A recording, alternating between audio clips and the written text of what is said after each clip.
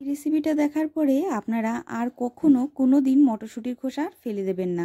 নমস্কার বন্ধুরা, moms kitchen বেঙ্গলিতে আপনাদের অনেক অনেক স্বাগত জানাই। আপনারা মটরশুঁটির খোসা আর কোনো দিন এই রেসিপিটা দেখার পরে কখনোই ফেলবেন না। ফেলার আগে আপনাদের একবার অন্তত ভাবতে হবে। তবে চলুন আর দেরি না করে রেসিপিটা দেখে নিই। আমি এখানে গ্যাসের উপরে কড়াই বসিয়ে তার মধ্যে দিয়ে দিয়েছি জলটা খুব ভালোভাবে গরম হওয়ার পরে তার মধ্যে দিয়ে দিচ্ছি আমি মটরশুঁটির খোসা। আমি এক বাটি পরিমাণ মটরশুঁটির খোসাটাকে আগের থেকে ছাড়িয়ে রেখে দিয়েছিলাম।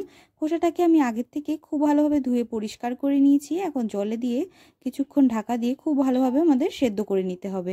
মটরশুঁটির খোসাটাকে আমি খুব ভালোভাবে দেখুন সেদ্ধ করে নিয়েছি, অনেকটা নরম হয়ে গেছে। এখন এই খোসাটাকে একটা ব্লেন্ডার জারের ভেতরে দিয়ে আর সেদ্ধ করা বাকি যে জলটা আছে সেই জলটা দিয়ে খুব সুন্দরভাবে একটা স্মুথ পেস্ট আমাদের তৈরি করে নিতে হবে।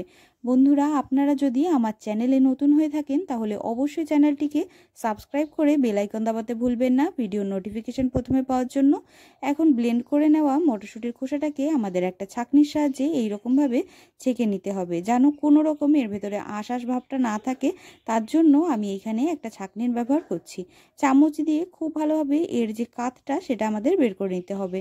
এখন এই মটরশুঁটির যে কাতটা বেরিয়েছে মটরশুঁটির খোসার, এর মধ্যে আমি দিয়ে দিচ্ছি 2 থেকে 3 চামচ পরিমাণ বেসন, দিয়ে দিচ্ছি 3 থেকে 4 চামচ পরিমাণ চালের গুঁড়ো, আর দিয়ে দিচ্ছি লঙ্কা কুচি আর পেঁয়াজ কুচি, দিয়ে দেব স্বাদ অনুযায়ী লবণ, আর দিয়ে দিচ্ছি পরিমাণ মতন হলুদ। লবণ আর হলুদ দিয়ে এখন খুব ভালোভাবে চামচের সাহায্যে আমি এগুলোকে সুন্দরভাবে মেখে নেব, যেন কোনো রকমভাবে দানা দানা ভাব না থাকে।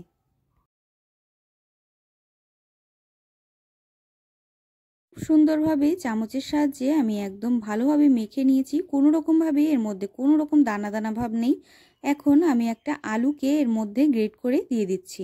আলুটাকে একদম সুন্দরভাবে একদম মিহি করে গ্রেট করে দিয়ে দিতে হবে। আলুটা দিলে এর টেস্টটা আরও বেশি হবে, তার জন্য আমি এখানে আলুটা দিচ্ছি। আর দিয়ে দিচ্ছি অল্প একটু আদাটাকেও আমি একই রকমভাবে গ্রেট করে দিয়ে দিয়েছি। এখন এটাকে আবার চামচের সাহায্যে সুন্দরভাবে আমাদের মিশিয়ে নিতে হবে।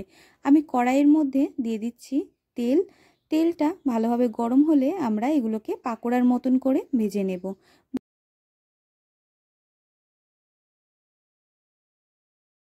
আপনারা মটরশুঁটির খোসা ফেলে না দিয়েই একবার এই রকমভাবে পাকোড়া তৈরি করে খেয়ে দেখুন বন্ধুরা, অসাধারণ স্বাদ, একদম অন্যরকম একটা টেস্ট।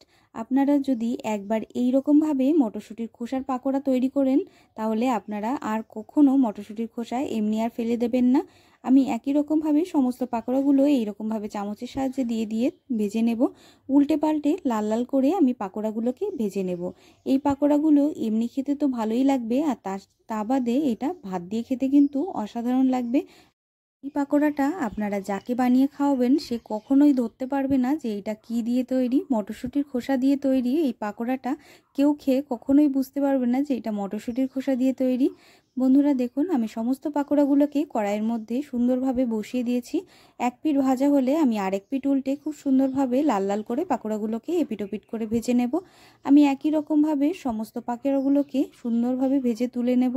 আমার এই রেসিপিটা ভালো লাগলে রেসিপিটাকে অবশ্যই একটা লাইক করে আমার চ্যানেলটিকে সাবস্ক্রাইব করে আমার পাশে থেকে আমাকে সাপোর্ট করবেন বন্ধুরা। আর আপনারা কোথা থেকে আমার ভিডিওটা দেখছেন সেটা অবশ্যই আমাকে কমেন্টে জানাবেন।